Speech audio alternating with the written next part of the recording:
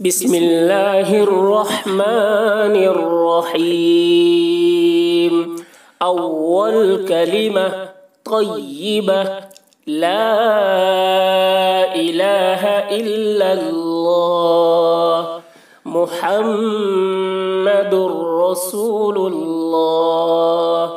ترجمہ: اللہ کے سوا کوئی عبادت کے لائق نہیں، محمد صلی اللہ علیہ وسلم اللہ کے رسول ہیں۔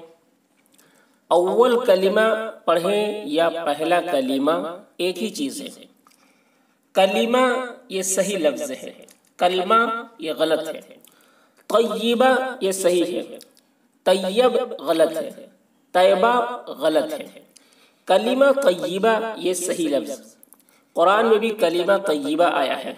قرآن میں ہے الم تر کیف ضرب اللہ مثلا کلمۃ طیبہ کلمۃ طیبہ کلمۃ طیبہ، کلمہ طیبہ کا لفظ آیا قرآن میں، تو کلمہ طیبہ پڑھنا ہے۔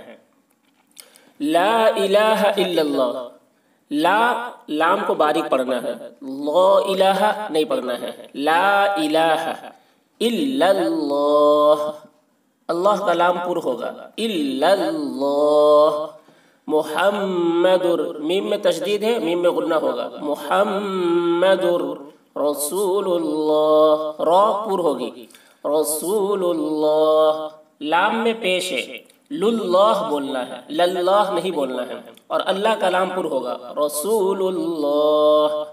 ترجمہ، ترجمہ یہ عربی لفظ ہے، ترجمہ صحیح ہے، ترجمہ غلط۔ اللہ کے سوا کوئی عبادت کے لائق نہیں، یہ بھی صحیح۔ اللہ کے سوا کوئی معبود نہیں، یہ بھی صحیح۔ محمد صلی اللہ علیہ وسلم اللہ کے رسول ہیں۔